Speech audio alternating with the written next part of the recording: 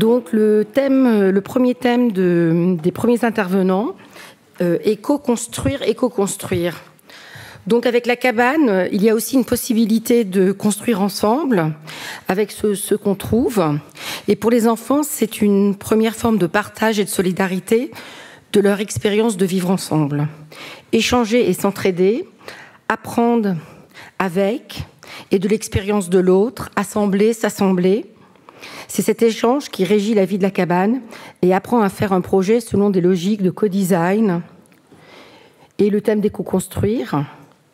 Si cette cabane manifeste de Minnie Mouse propose un retour de l'archétype même de la cabane dans l'histoire de l'architecture naturelle dont il est question, choisie par principe, le biosourcé, le réemploi, le recyclage, impose une nouvelle manière de construire, le tout à partir du petit, du low-tech.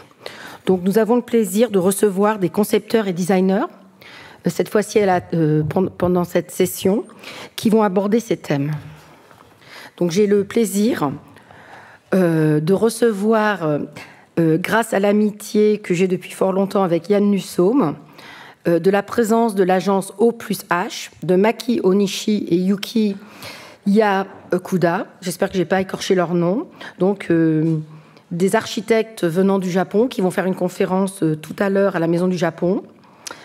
Pour eux, faire une architecture qui pourrait être aimée, concevoir une architecture qui soit comme un être vivant, sont les objectifs de cette agence. Elle est connue pour son architecture en lien avec les nouveaux enjeux sociaux, l'inclusion de diverses communautés dans la conception, la réalisation de nouveaux centres communautaires, l'utilisation de matériaux naturels et locaux. Et donc, ils sont ici parce que Benoît Jacquet, qui est présent, et Yann Nussaume, viennent de sortir une monographie sur leur œuvre. Et donc, je vous souhaite vivement de la regarder aux participants du concours et aux autres. Donc, je vous demande, s'il vous plaît, de venir. Cette intervention est en anglais. Donc, j'espère que vous comprenez l'anglais, mais par contre, les questions seront traduites. Hi, hello everyone. Thank you very much for inviting us to this wonderful meeting. And I am Maki Onishi. I'm Yuki Hyakuda. And we are O+H, architectural studio in Tokyo. Today we are going to do a presentation of Home for All for children in Higashi Matsushima. This is Home for All is a kind of an association for rehabilitation of earthquake, because in Japan we have lots of earthquake, and we had a very big earthquake and tsunami in 2011 in Tohoku area. And many architects, including Toyo Ito and Kazuyo Sejima and Riken Yamamoto, started this association. And they made, with many group of architects, made these 15 Home for All in Tohoku area. This is the first Home for All designed by Toyo Ito, because many people lost their houses because of tsunami.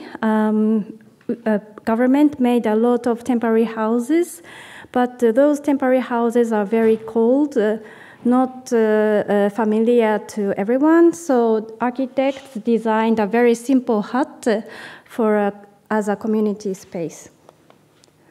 So this is a site we designed Home for All for children, because in these temporary houses we had a lot of children.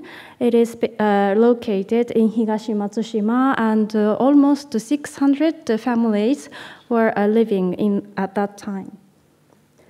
So we proposed, this is our first sketch of our Home for All for children, because when I visited the site, I found children in many places. They are playing on the road, and sometimes they're playing some in the alley, and children are very good at finding their place to play.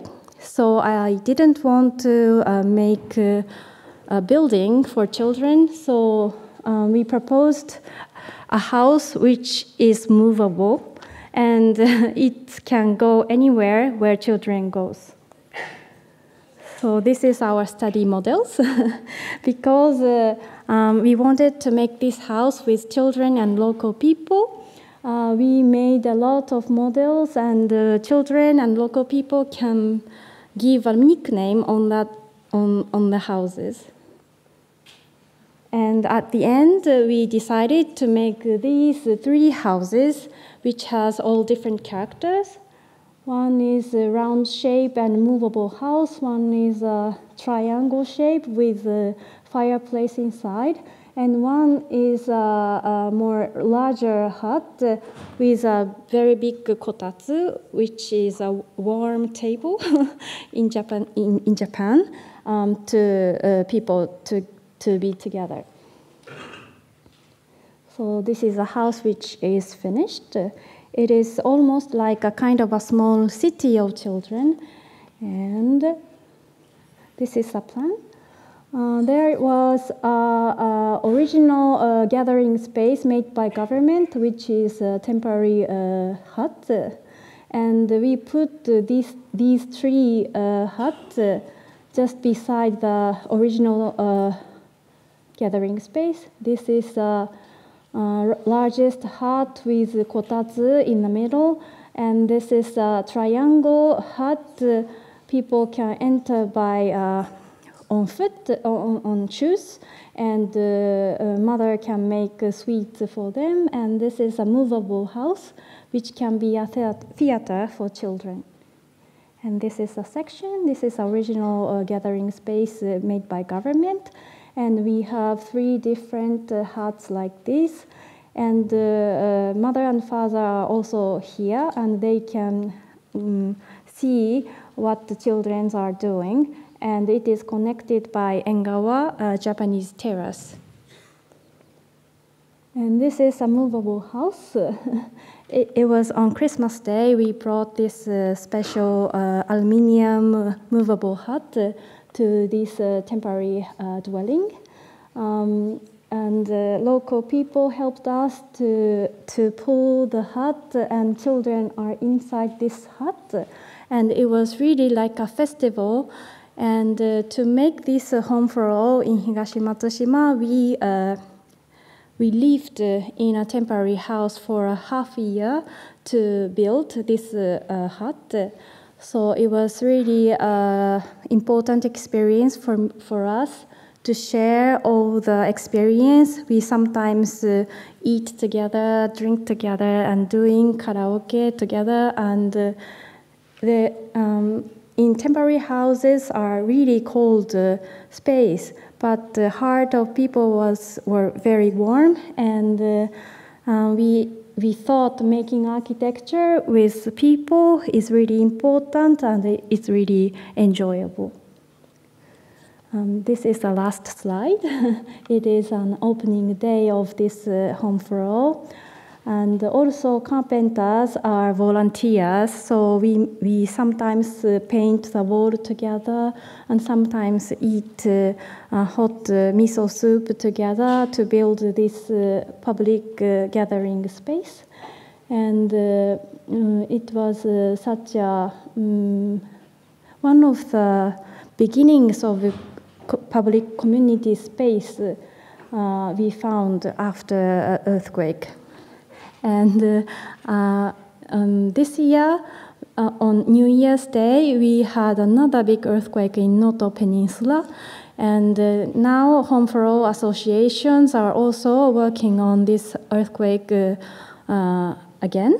And we are now trying to make several Home for All in Noto Peninsula. Thank you very much.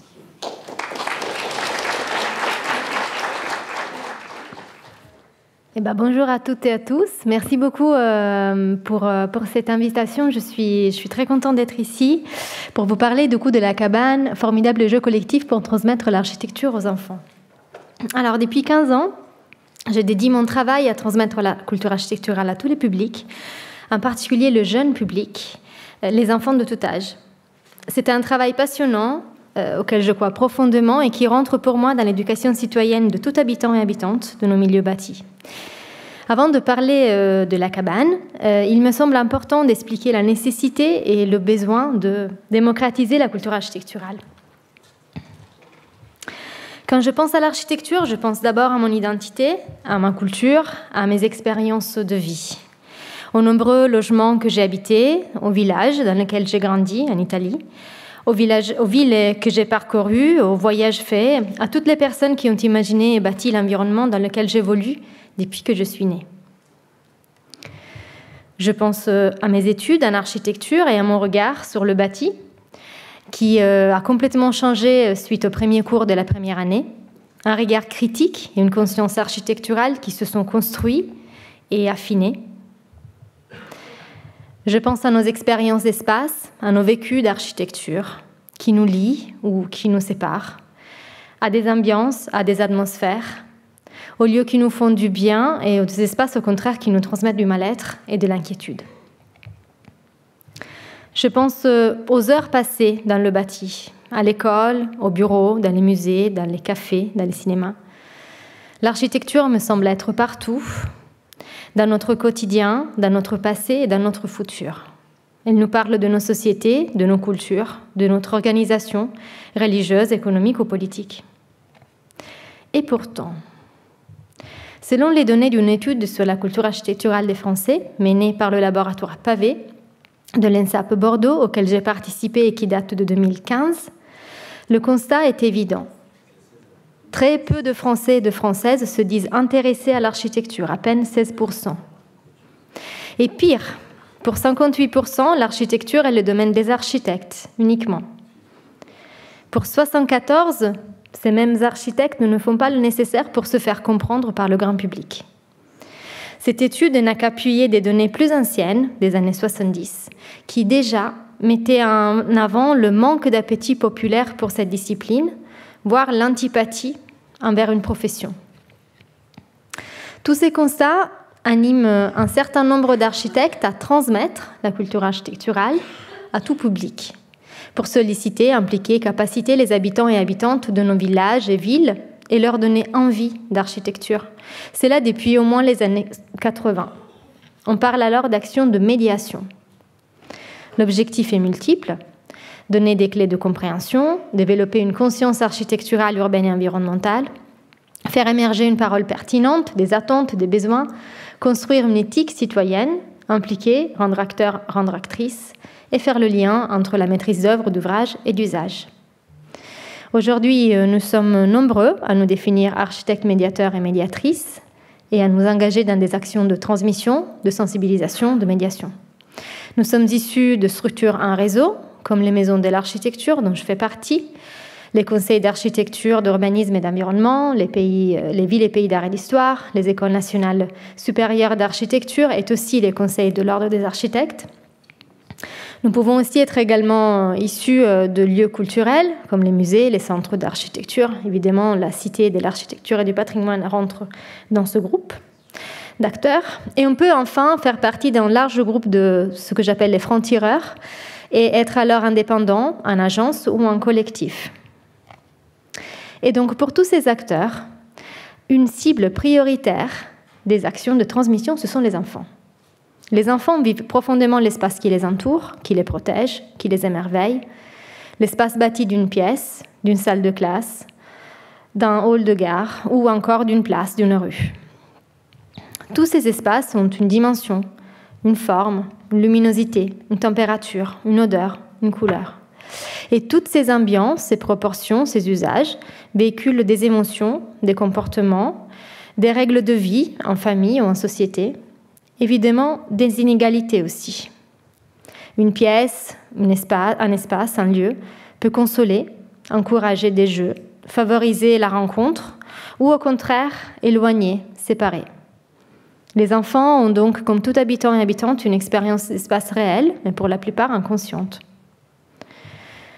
L'objectif de nos actions est de conscientiser cette expérience, d'apprendre aux enfants à regarder, à comprendre son contexte, leur contexte, à découvrir comment on procède pour le concevoir et pour le construire, à partager, à démocratiser une culture architecturale et urbaine pour mieux vivre ensemble, dès aujourd'hui.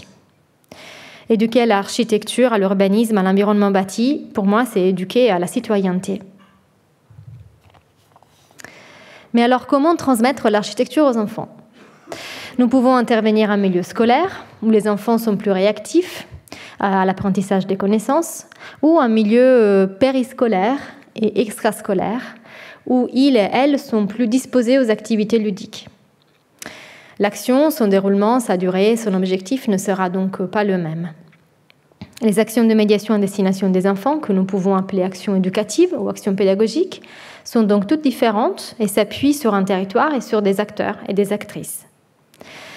Je vais vous montrer une galerie de photos qui sont issues d'actions et qui sont répertoriées sur le site archipédagogie.org, un portail sur la diffusion des démarches éducatives, dans l'objectif de mettre en avant des invariantes dans les modes opérationnels, parce que ces actions éducatives se composent de manière prévalente de visites dans les écoles, dans les quartiers, dans la ville, des visites de chantier aussi, d'ateliers, de création, de manipulation, d'expérimentation, de moments de réflexion, d'apport de référence, de débat en classe avec les élèves. Et puis pour déployer ces visites, ateliers, réflexions, nous pouvons employer toutes sortes d'outils. Donc des grilles, des livrets d'observation, des cahiers, des supports sensoriels, puis notre corps même pour pouvoir mesurer, pour pouvoir apprécier l'espace. La carte, le plan, la coupe, les outils des architectes. La feuille blanche, qui peut servir comme support pour dessiner, pour faire des croquis, pour faire des collages, pour faire des photomontages aussi. Et puis les jeux de cartes, les jeux de rôle, les jeux de plateau, les jeux numériques.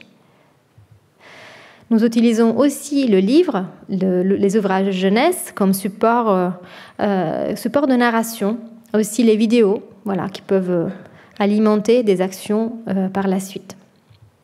Et puis, bien évidemment, la maquette et l'installation à l'échelle, la construction à l'échelle 1, qui peuvent évidemment aussi être des outils pédagogiques formidables. Suite à la manipulation de ces outils, nous pouvons produire toutes sortes de résultats. Abécédaires, livrets, cartes postales, cartographies, cartes sensibles, affiches, collages, maquettes, vidéos, installations temporaires. Ce qui importe est de restituer un processus, une aventure commune de découverte de l'architecture, de l'environnement proche. Donc chaque architecte, médiateur et médiatrice a son parti pris, sa méthode, ses outils pédagogiques et sa manière de faire. En milieu scolaire, l'enseignant et l'enseignante peut aussi participer à la co-construction de l'action, qui peut donc résonner avec un programme pédagogique, une ou plusieurs disciplines. Pour concevoir mes actions, je me réfère d'abord à mon expérience, construite au gré des rencontres avec des médiateurs, des médiatrices, des enseignants, des enseignantes passionnées, bien évidemment aussi des enfants. Je pioche aussi continuellement dans mes envies d'architecture et dans mes souvenirs d'espace de quand j'étais enfant. Comment je vivais l'espace quand j'avais 4, 7, 11, 15 ans? Qu'est-ce qui m'émerveillait? Quelle représentation j'avais de mon environnement bâti? Parmi les diverses familles de souvenirs d'architecture, je suis sûre qu'on en a tous et toutes beaucoup, il y en a une qui évoque les jeux, les recoins, les niches, les constructions en sable bricolées pour se cacher, pour s'inventer des histoires et pour collecter ses trésors. Ce sont les souvenirs des cabanes. Ces souvenirs m'inspirent et sont à la base de plusieurs actions éducatives que j'organise et que j'anime et qui utilisent la cabane comme support pédagogique. Quand j'invite les enfants à construire des cabanes, je sais que je ne veux pas me tromper. Ils vont être contents, enthousiastes. La construction d'une cabane est certes un jeu ludique qui permet de manipuler, d'expérimenter, de s'amuser, même sans l'intervention d'un adulte. Mais on peut aussi faire de la cabane un outil pédagogique, c'est-à-dire que via la manipulation et la co-construction, en tant qu'architecte médiatrice, je peux aborder beaucoup de notions éducatives pour transmettre l'architecture. Par exemple, dès la maternelle, je peux aborder des questions en lien avec l'articulation entre les éléments constitutifs d'une architecture, par exemple, parler du sol, des murs, des ouvertures, du toit. Je peux parler aussi de la forme et des dimensions, de la matérialité de ces éléments. On peut bien évidemment faire de la construction collective ou de la co-construction. On peut aborder des questions en lien avec les usages, les usagers aussi, donc pour qui est construite cette cabane et qu'est-ce qu'on va en faire à l'intérieur. Et puis, bien évidemment aussi, manipuler, toucher, donc aborder les questions en lien avec les textures et les couleurs. Dès l'école élémentaire, je peux aller un peu plus loin et donc parler d'aménagement intérieur, aborder les sujets de fonction, d'usage, parler aussi ou peut-être co-construire ensemble la peau extérieure de la cabane, donc aborder les sujets d'esthétique et de style.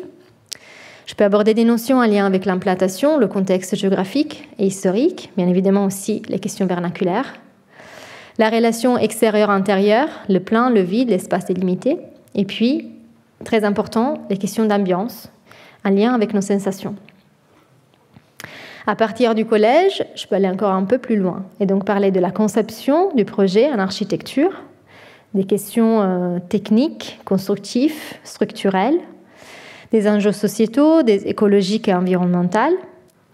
Je peux aborder la transformation d'un espace par un élément éphémère. Imaginons construit une cabane dans un endroit particulier de collège, et donc on va pouvoir voir comment cet endroit-là se transforme. Et puis parler d'appropriation, et quand on parle d'appropriation, on parle aussi des questions en lien avec l'intime des élèves. Donc la cabane fonctionne avec tous les âges, des maternelles au lycée. Alors n'imaginez pas des choses très élaborées. On peut faire des cabanes avec ce qu'on a à disposition ou avec des outils très très simples qu'on peut mettre à disposition des enfants. Alors en guise d'exemple, je vous propose 2 actions de transmission de l'architecture que j'ai conçues et que j'ai animées et qui tournent autour de la construction d'abris, donc de cabanes. La première action est à destination des enfants de maternelle, dans le cadre du projet Architecture 38, piloté par l'Académie de Grenoble et que je porte à la Maison de l'Architecture de l'Isère, en partenariat avec le CAUE de l'Isère. L'action s'appelle « De la cabane à l'école » et se construit en milieu scolaire sur 3 séances.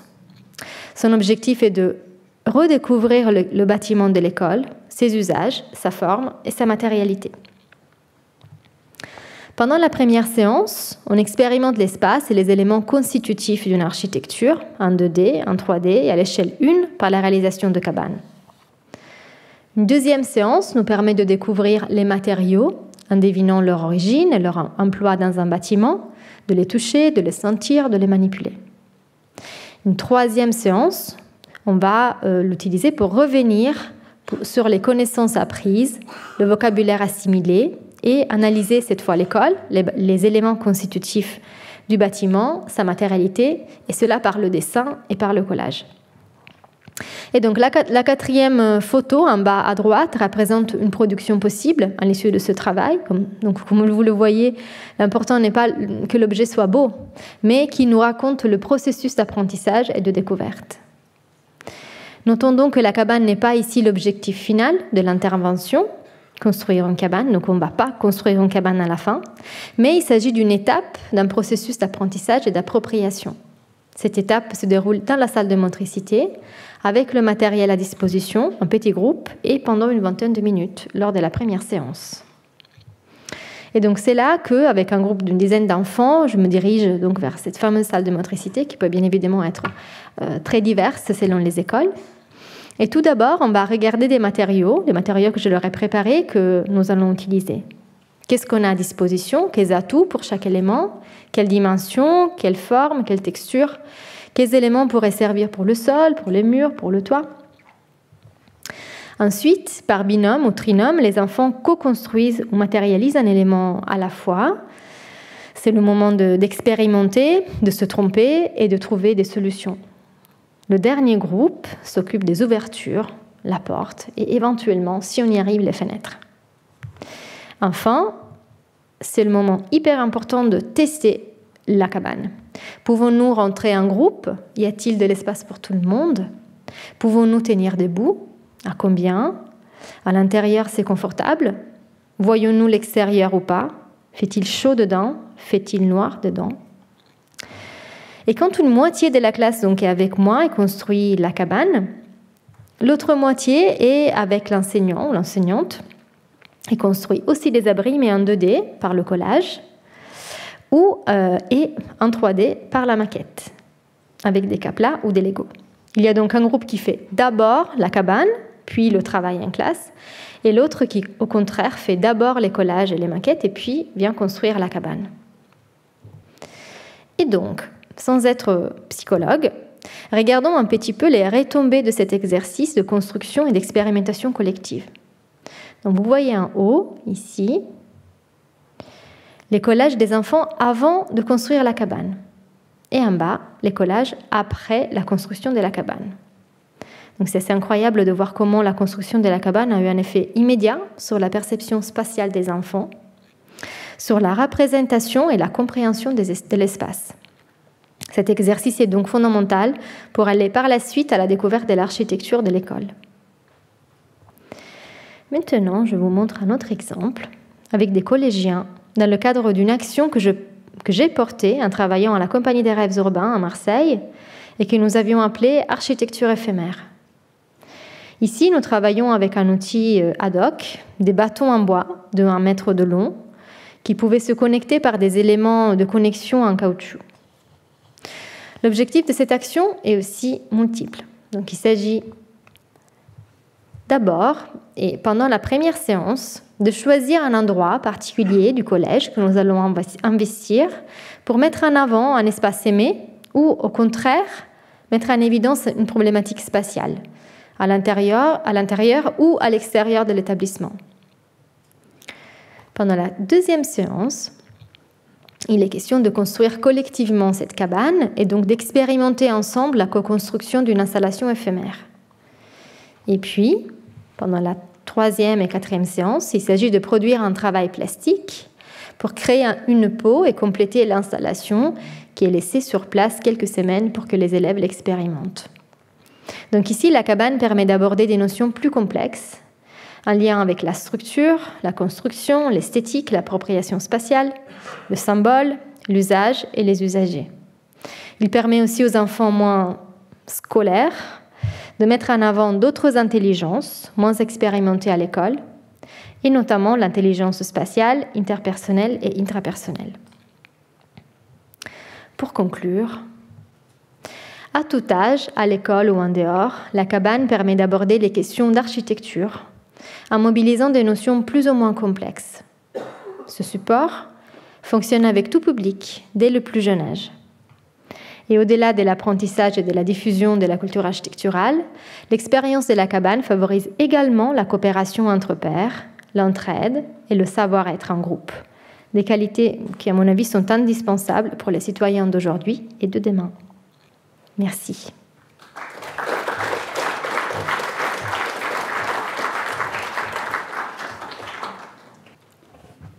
Bonjour. Je vais parler de la fabrication diffuse et des économies alternatives de la cabane.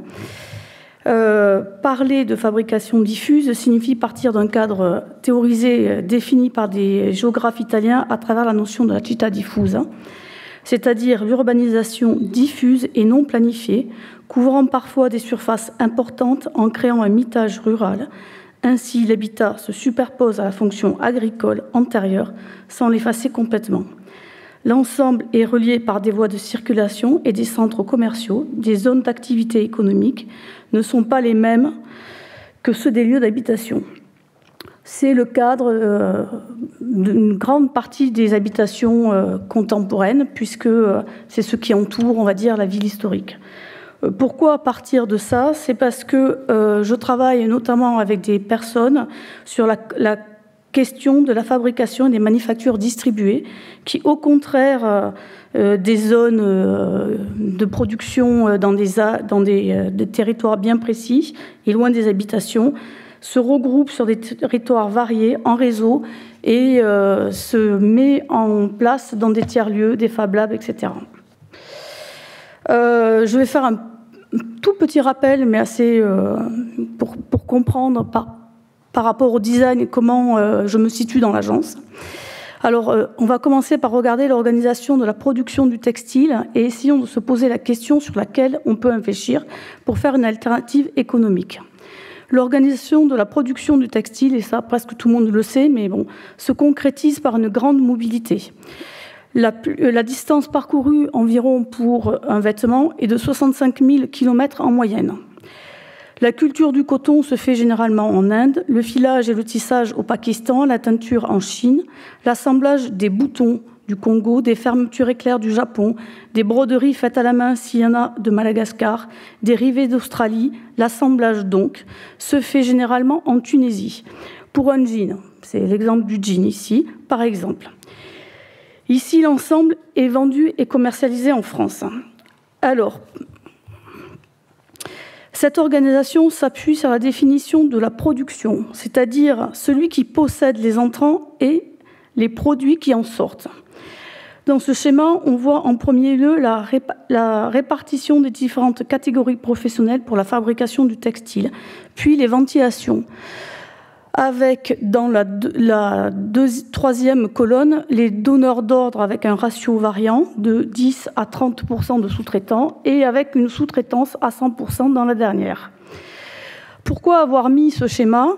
C'est que dans les deux derniers cas, la partie en noir représente, et il est important de le souligner, que les unités qui sont donc en noir sont des unités de conception, design et modèle. Donc l'objectif de ces schémas est d'avoir de la sous-traitance et de changer perpétuellement les modèles pour pouvoir être toujours dans une plus-value efficace. C'est-à-dire qu'on est dans un modèle de la croissance et de la production infinie qui, on sait, va vers quelque chose qui s'écroule parfaitement en ce moment.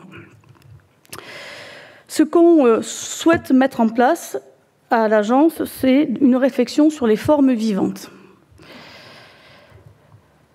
Les formes vivantes, cela signifie transformer la matière à travers des projets qui s'appuient sur des thèmes des techniques appropriables et des systèmes variés de production.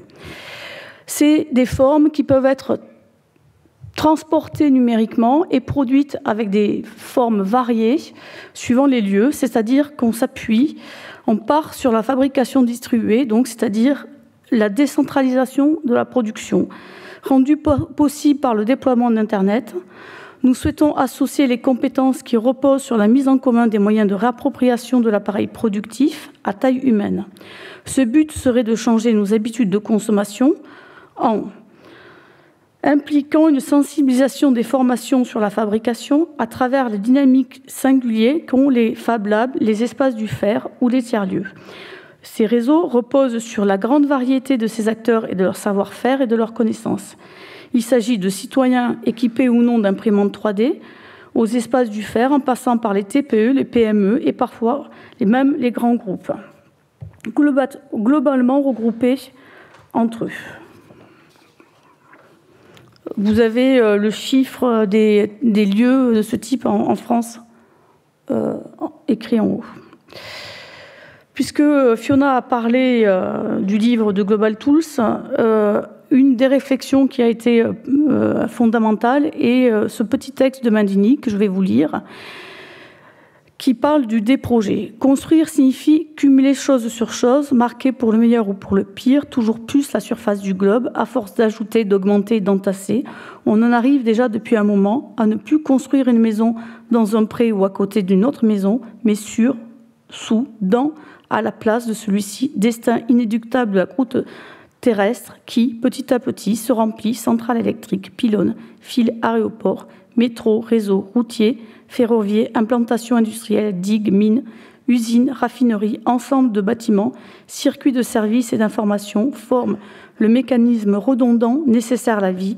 La nouvelle planète, ce sont des milliers de projets, c'est l'anti-nature. Il faut introduire la notion négative de déprojet. Le déprojet, c'est le projet conçu à l'envers. Au lieu d'augmenter la quantité d'informations et de matière, le déprojet l'enlève, la réduit, la minimise, la simplifie, il rationalise le mécanisme enrayé. Le déprojet est une création décongestionnante qui n'a pas comme objectif la forme architecturale.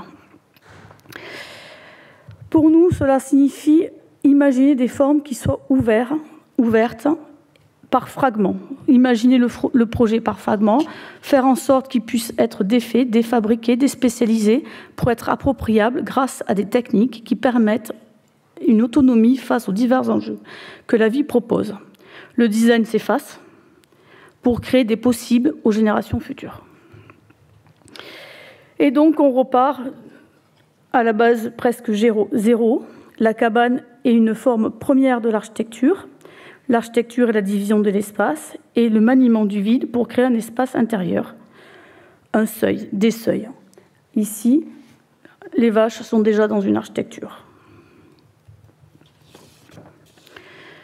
Cette division entre espace intérieur chez soi et espace extérieur chez nous est une succession de plans développés, créant des micro-espaces interconnectés où se nichent des activités humaines.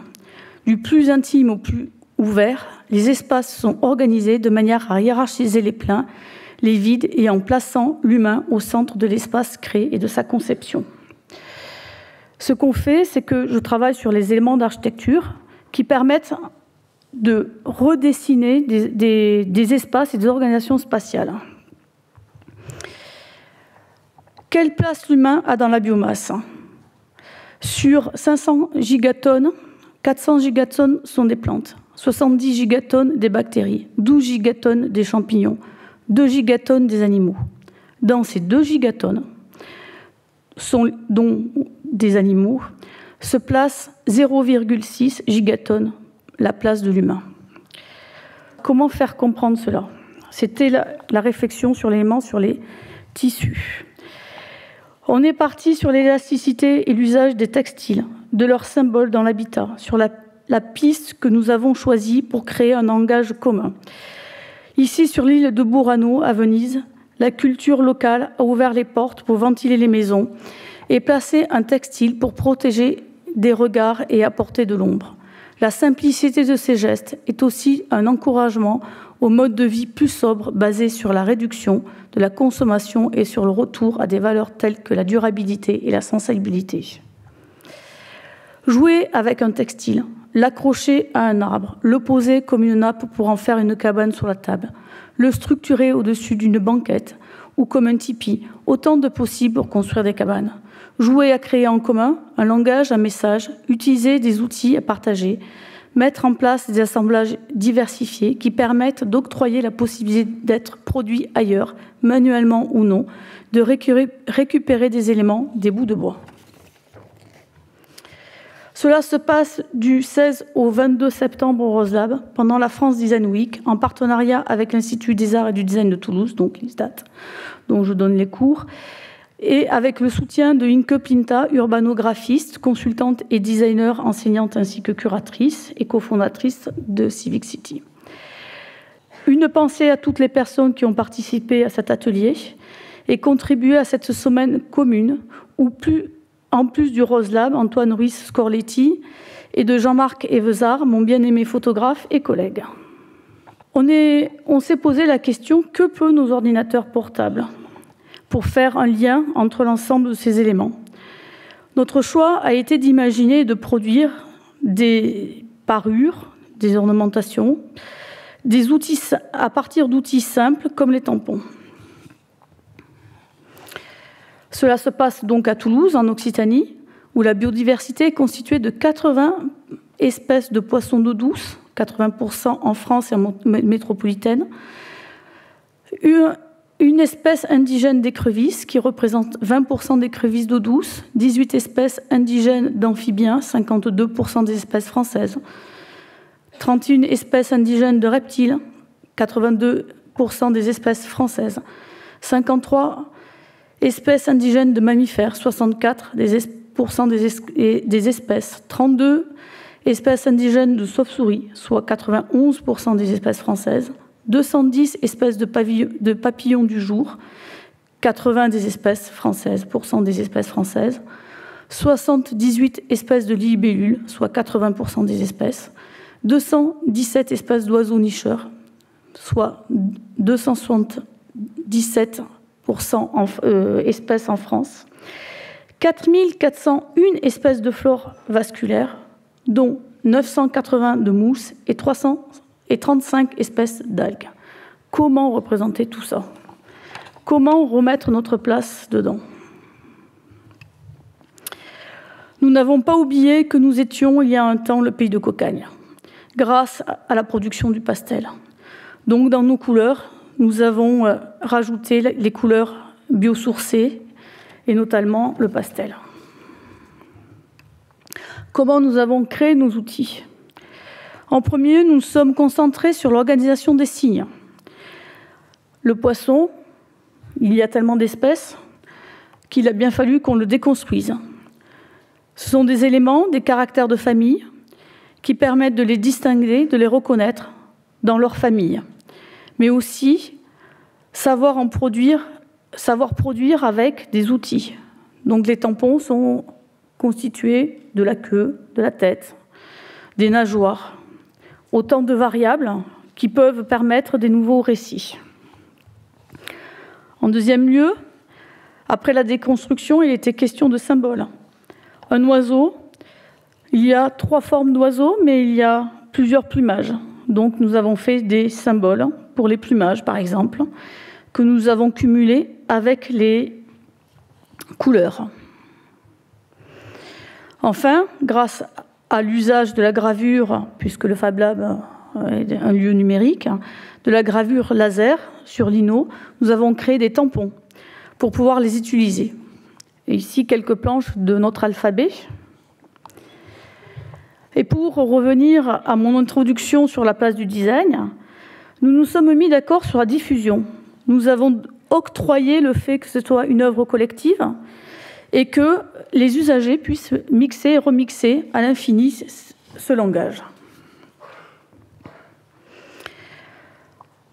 Cela a permis la création de fichiers numériques pour des tampons, donc, avec des gestions, avec la possibilité de donner aux manufactures distribuées la possibilité de les changer suivant les lieux et les milieux, et donc de changer aussi les représentations des animaux ou des végétaux. Nous avons créé une notice d'usage de composition assez représentative de l'espace européen.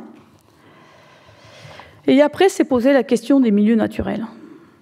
Comment représenter les milieux naturels? Comment représenter les milieux forestiers, les milieux aquatiques et les zones humides, les milieux rocheux, les milieux semi-ouverts et ouverts, les cultures qui sont les cultures, les prairies, les vignes et les pelouses, les milieux anthropisés, les milieux urbains et industriels.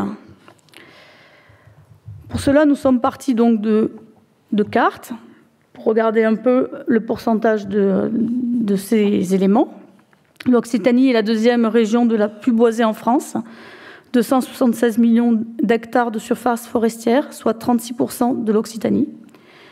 Nous avons imaginé que dans ce cas-là, il nous fallait avoir des grands tampons et pouvoir superposer ces milieux qui ne sont pas limités et segmentés. Nous sommes partis d'images et nous avons fait des traitements d'images pour les représenter. Et là, petit à petit, vous allez avoir des expérimentations. Ici, c'est la forêt, donc. Les mousses, avec un tampon sur le côté. Les mousses et les forêts, avec les insectes qui les habitent. Un ensemble de dessins. Et donc, sur ce même principe, nous avons déployé les autres milieux. Les milieux aquatiques, les zones humides qui représentent 100 000 hectares de zones humides, soit 1,5 du territoire national, 76 000 km linéaires de cours d'eau.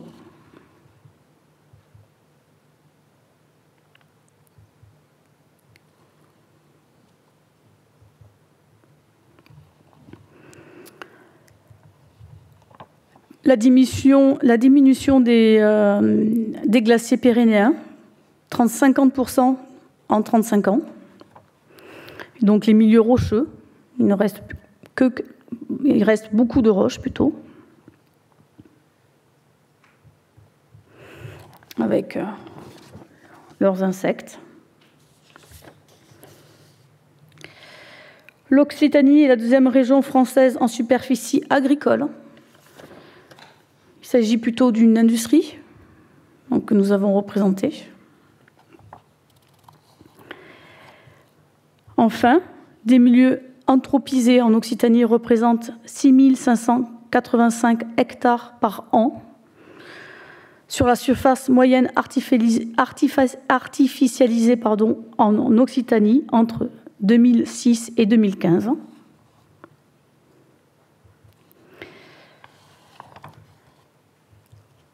Et après, nous nous sommes posé la question, ok, nous avons fait des systèmes pour des tissus, mais comment assembler tout ça?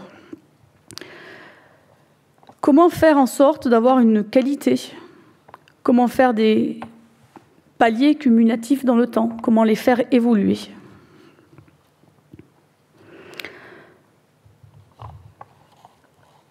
Les systèmes d'assemblage sont simples et visuels.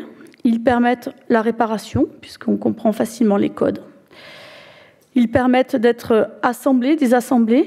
Ici, nous sommes partis sur des matériaux plats, c'est-à-dire des planches, sur le principe que nous sommes, comme dans la città diffusa, envahis d'éléments et d'éléments industriels et des concepts des mines urbaines, c'est-à-dire les déchets, les surplus, les planches qu'on voit partout. On a rarement la possibilité en ville de pouvoir récupérer des bouts de bois, des branchages à la demande. Donc on est parti sur des réflexions sur ces systèmes par rapport à nos surproductions. Mais ça permet aussi d'utiliser des bois, des branchages, des bouts de ficelle, tout ce qu'on a envie. On est parti sur la valorisation d'une coopérative en écosystème qui s'appelle Vigo Coop, filière chanvre en Occitanie, qui est constituée donc d'agriculteurs qui ont replanté du chanvre, d'une entreprise qui refait des machines pour pouvoir faire des fils, et d'une autre qui a remis en place un système pour refaire des tissus et reproduire localement des tissus. Et maintenant, je vais vous présenter rapidement les répertoires que ça a donné, qui ne sont pas mathématiquement sur les pourcentages de forêts, d'arbres, etc., mais comment les tampons ont permis de mettre en place un imaginaire.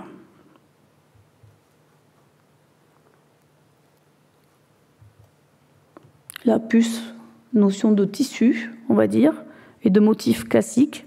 Les autres, c'est plus la question des milieux. Donc, je reviens peut-être en arrière, parce que j'ai oublié de le dire. Là, vraiment dans le motif et le tissu classique. Et puis, un peu comme des schémas avec des chiffres, surtout sur les chiffres des animaux. Voilà.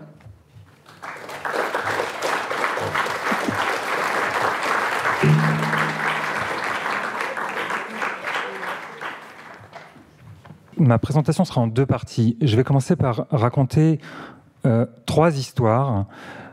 Et ensuite, je vais présenter 3 projets. J'en ai fait un, qui était d'ailleurs le dernier de mon activité de maître d'œuvre, et ensuite 2 autres que j'ai accompagnés, qui ne sont pas exactement des cabanes, qui sont des refuges. Et ces 3 histoires et ces 3 projets, je vais essayer d'essayer de penser, ou en tout cas de vous proposer 2 hypothèses. La première, c'est que, pour moi, la matière permet un propos politique, elle traduit une éthique, et elle développe une esthétique. Donc je vais utiliser un philosophe, les Inuits, et puis le travail des artistes pour essayer de vous convaincre de cette chose-là. Et ensuite, la deuxième hypothèse que je fais, c'est que la matière est première, dans le sens où c'est elle qui guide, qui oriente et qui commande, selon moi, presque le travail de l'architecte, une fois, bien sûr, que la commande réelle est passée par quelqu'un qui nous demande une architecture. Donc commençons par les histoires. Donc de Walden aux igloos, 3 considérations sur la politique, l'éthique et l'esthétique matérielle des cabanes. Regardez ces yeux. donc c'est les yeux du philosophe américain Henry David Thoreau, pour le prononcer à la française, Thoreau avec un H. Je trouve qu'ils sont magnifiques, ils traduisent à la fois la profondeur et la limpidité de cet esprit. Tu as fait une recommandation de lecture, Fiona, moi j'en fais une autre. Walden, La vie dans les bois. Je vous recommande ce compagnon pour vous accompagner dans ce concours. Moi, c'est un livre qui m'a profondément marqué. Je pense qu'il a d'une certaine façon un peu changé ma vie. Je pense que c'est un livre très important. Donc, ce philosophe américain, c'est le théoricien notamment de la désobéissance civile.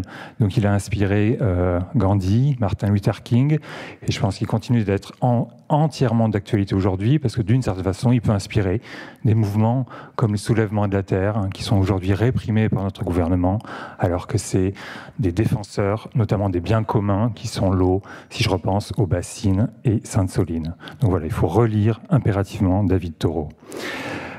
Donc il a fait une expérience que vous connaissez, j'imagine. Donc l'idée d'aller vivre dans les bois pendant 2 ans et 2 mois, et surtout d'auto-construire une cabane.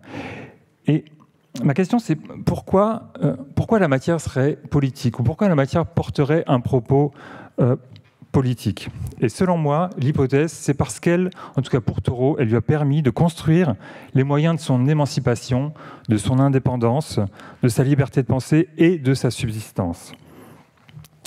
Donc en fait, il a construit cette cabane. Il commence par emprunter une hache. Donc déjà, il l'auto-construit et il utilise 2 matériaux réemployés et biosourcés. Donc il emprunte cette hache, il abat quelques pins. Au passage, il dit « Avant d'en avoir fini, je devins davantage l'ami que l'ennemi des pins. Bien que les ayant abattus, j'avais appris à les connaître. » Il développe un rapport au vivant, tu en as parlé, Nathalie. Ensuite, il fait sa démonstration est littéralement politique dans le sens où il se base sur l'économie. Donc l'économie, c'est le titre de son premier chapitre.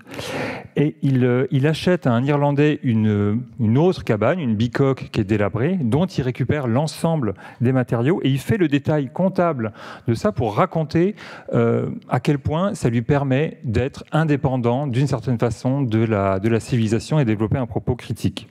Et donc il fait le décompte de ces matériaux qui ont composé sa cabane, donc des planches, pour la plupart récupérées sur la cabane, $8,03, vieux bardeaux pour le toit et les côtés, $4, lattes 1,25, 2 fenêtres d'occasion avec leurs vitres, $2,43, 1000 vieilles briques, $4, 2 barils de chaux, c'était cher, $2,40, du crin plus que nécessaire, du fer pour le manteau de la cheminée, des clous, gonds et vis, 14 centimes, loquet 10 centimes, craie 1 centime, transport $1,40.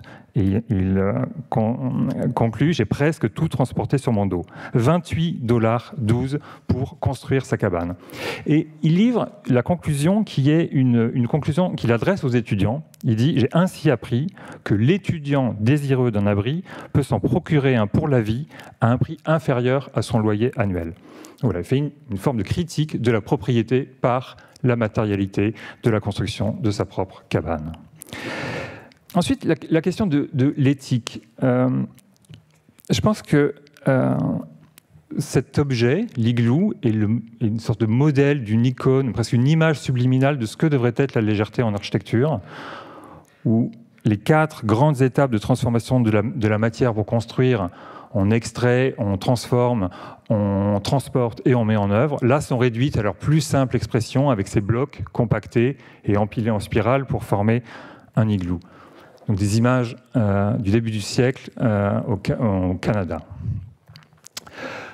Ce personnage avec le pull blanc, c'est James Houston, un officier du gouvernement canadien qui, dans une sorte de projet humanitaire, va chez les Inuits et, d'une certaine façon, pour les aider à développer une forme d'économie basée sur leur tradition culturelle et artistique, les encourage à accompagner leur production de petites statuettes, de sculptures, de peintures et autres, et décide de faire une exposition en 1955 où il construit cet igloo en polystyrène pour le cadre de l'exposition.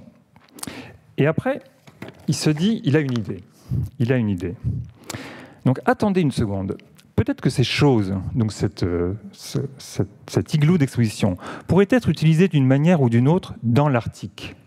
Peut-être qu'il pourrait aider à augmenter le parc de logements. Peut-être qu'il pourrait être utile dans le tourisme, ou peut-être que les Inuits, qui sont en transition entre un mode de vie nomade et un mode de vie sédentaire, pourraient les utiliser sur la Terre parce qu'ils sont transportables. Et donc, il fait cette transposition tout à fait étrange d'aller proposer aux Inuits d'habiter dans des igloos en polystyrène. Donc, vous voyez cette fierté de l'homme qui a eu une idée, et qui, donc les joints noirs sont faits en goudron, vous voyez le bidon, donc je vous laisse imaginer, bon, enfin, pour moi c'est une image forte, qui d'une certaine façon traduit une réalité actuelle. Et puis, on y habite dedans, alors il y faisait terriblement chaud là-dedans, l'igloo en polystyrène était très coupe-vent, et on ne peut pas vraiment y mettre beaucoup de chaleur, sinon on transpirait. Et puis, épilogue, sinistre, donc l'igloo prend feu et le grand-père ici à droite de l'image qui avait perdu l'usage de ses jambes meurt dans l'igloo en feu. Donc cette sombre image, mais pour illustrer qu'on ne peut pas impunément remplacer la neige par du polystyrène. Donc ensuite, donc il y a une éthique de la matière quand même, je pense. Mais par contre, les transpositions matérielles sont possibles et sont, à mon avis, fertiles. Donc je propose ici une collection de travaux artistiques qui essaient de développer une nouvelle esthétique pour cet igloo et de mesurer à quel point la transposition matérielle peut donner matière à penser. Et je vous proposerai juste éventuellement la lecture de l'image en haut ici, d'un igloo avec ces blocs de climatisation. Vous savez, c'est ceux qui sont utilisés pour rafraîchir les logements intérieurs de façon technique et qui, quand ils sont accumulés, participent à l'îlot de chaleur urbain et vont à contresens de leur propos initial, c'est-à-dire qu'ils réchauffent l'atmosphère, ils continuent d'augmenter le réchauffement climatique alors qu'on cherche à rafraîchir les logements. Donc voilà une transposition matérielle qui, moi, me semble pertinente et me donne à penser. Donc, venons-en au projet. Donc, lauze, poutre et coquillage. 3 réalisations d'œuvres d'art refuge sur les chemins de Compostelle. Donc, c'est à l'invitation de l'association Derrière le Hublot qui propose cette idée de, comme en montagne, on a des refuges. Est-ce qu'on pourrait, sur le chemin de Compostelle, avoir toute une série de refuges faits par des artistes, ou en tout cas c'est ce qu'il appelle des œuvres d'art refuge, des artistes, architectes et autres, pour que les marcheurs puissent passer la nuit de façon gratuite et éventuellement que les habitants aussi aient une sorte d'espace, un peu comme ça, privilégié à investir. Donc il y en a 7 aujourd'hui, il y en a 7 en construction, et voilà celle qu'on a réalisée qui était la première. On est sur le plateau du Quercy, donc il y a... Et je vais illustrer l'idée que la matière est première. Et là, la matière était première littéralement parce qu'on nous a demandé de travailler avec de la pierre sèche. La pierre est partout dans ces territoires, y compris dans la construction millénaire. C'était un site sur lequel il y avait des dolmens, inscrits au patrimoine mondial de l'UNESCO. Donc 3 dolmens, le chemin en rouge, et puis on nous propose ce vaste territoire pour y implanter une œuvre d'art refuge. Donc dilemme absolu pour l'architecte, on ne nous offre jamais un territoire comme ça, vierge, naturel, magnifique, dans lequel s'implanter. Donc grande responsabilité, savoir où s'implanter. Donc on fait une maquette topographique pour converser avec les habitants et pour dire, mais voilà, racontez-nous ce territoire, comment on peut s'implanter là-dessus. Donc on a un point de vue magnifique à 360 degrés sur tout le paysage, et puis on enquête avec les habitants pour finalement arriver à cette proposition d'implantation, on a le dolmen, mais on ne va pas se mettre exactement là, même si ça avait pu être une tentation du début. On va descendre un peu, on ne va pas avoir la vue à 360, on va se focaliser sur la vue du soleil couchant à l'ouest, et puis l'observatoire sera une sorte de mur, d'un côté un peu invisible depuis le dolmen, et puis de l'autre côté un peu plus habité. Et puis, même en discutant avec les habitants, on fait intervenir un géobiologue sans dogmatisme, parce que voilà, c'est une demande habitante et qui nous permet de déplacer un peu le dolmen de notre refuge, de l'écarter du dolmen. Et finalement, on y trouve des justifications. Ça nous permet de s'accrocher auprès de ce chêne magnifique. Et notre architecture avait trouvé son arbre. Le premier dessin donc, de ce mur habité. Et puis une enquête sur les formes vernaculaires d'usage de la matière de cette pierre sèche. On regarde ces micro-architectures où le mur est déformé pour devenir des petites habitations. Là, on appelle ça des gariotes dans le Quercy. Et puis, ces murs qui deviennent un peu plus des sortes de proto-cabanes jusqu'à des architectures très, très maîtrisées, très dessinées, qu'on appelle les caselles, sur plan rond ou carré, avec cette forme de toiture campaniforme en forme de cloche. Et puis même les modèles presque organiques, on pourrait presque dire... presque tout à fait singulier de ces éléments qui se composent les uns avec les autres. Et puis on s'arrête sur cette image tout à fait fascinante d'une toiture en lauze très très impressionnante. Et puis voilà le projet. Donc on décide de faire ce qu'on appelle des tentes en pierre, donc des toutes petites infrastructures sur le volume d'une tente canadienne, mais qui seraient faites en pierre. On réunit deux pour joindre ces murs entre eux. Voilà les dessins. On peut y dormir à l'intérieur, abrité sur un plancher en chêne, et puis au centre, sous le ciel étoilé. On fait une maquette en pâte à modeler parce que c'est impossible de modéliser ce genre d'architecture vernaculaire qui sont savantes, qui n'ont souvent pas été dessinées et qui ne sont pas dessinables d'une certaine façon, ou difficilement modélisables. Un gabarit pour rassurer les habitants sur l'implantation dans le site. Et puis, la matière. Et là, la matière guide le temps du projet. On se rend compte qu'on ne peut pas construire avec de la pierre sèche un bâtiment neuf. Notre bâtiment est considéré comme un bâtiment neuf, donc on demande une dérogation préfectorale pour ouvrir une micro-carrière, c'est-à-dire gratter le sol et récupérer de la pierre à 15 km de là. Donc ça prend 1 an, et c'est bien la matière qui guide le temps du projet.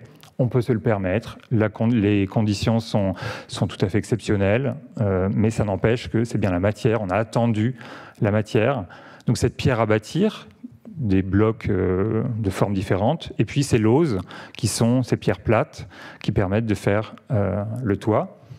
Et puis, la matière aussi est vraiment première dans le sens où la conception, on a partagé la signature. Gilles Clément dit qu'en tant que paysagiste, il partage la signature avec le vivant. Nous, on partage la signature avec les artisans, qui sont littéralement les co-concepteurs de cette architecture qu'on a eu du mal à dessiner.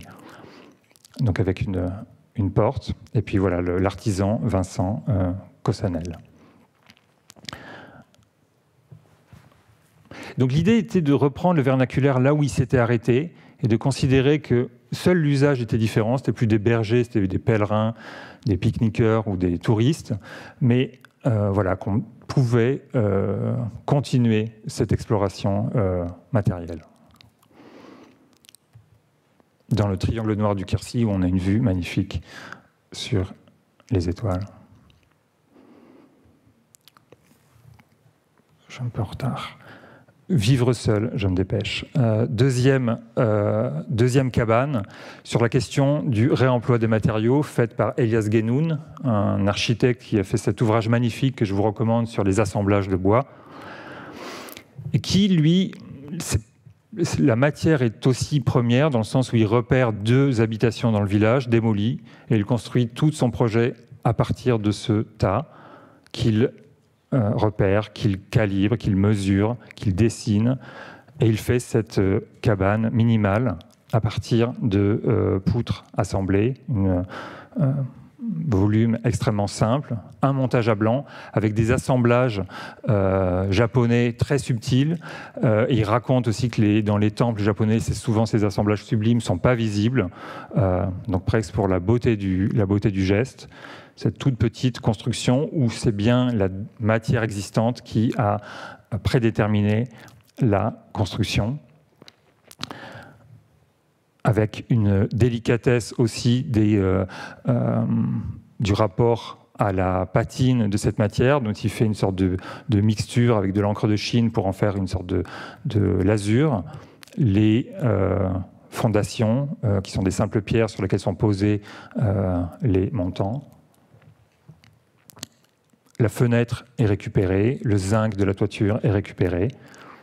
Et puis je ne vois pas Walden de Taureau, mais il est sûrement dans le rayonnage. Et puis, dernière proposition de Sarah de Gouy, qui est sur une vallée sèche, là aussi du Quercy, qui est invitée à faire le même projet. Ça, c'est des projets très colorés, joyeux qu'elle fait dans des écoles. Et puis elle, ce qui guide son travail, c'est sa discussion avec un archéologue qui lui raconte que la mer existait avant, il y a X millions d'années sur ce site, qu'il y avait des fossiles, et que des coquilles Saint-Jacques, l'emblème des marcheurs, étaient finalement présentes sur ce site. Donc elle décide que ce sera l'élément central de son architecture à partir donc de la coquille Saint-Jacques. Elle fait toute une enquête pour aller les prélever, se rendre compte que les pêcheurs et les restaurateurs le considèrent comme un déchet, qu'elles sont incinérées.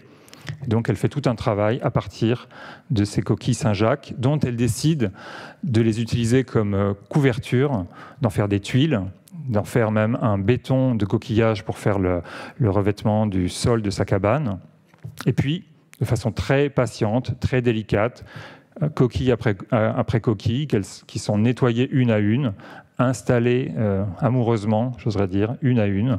Elle constitue cette toiture de coquillage en reprenant la forme des charpentes Philibert Delorme dont on trouve beaucoup d'exemples dans la région, pour faire cette cabane qu'elle appelle donc Pecten Maximus, qui est le nom latin de la coquille Saint-Jacques, qui est l'emblème des marcheurs et qu'on retrouve sur chacun des sacs à dos des marcheurs sur le chemin.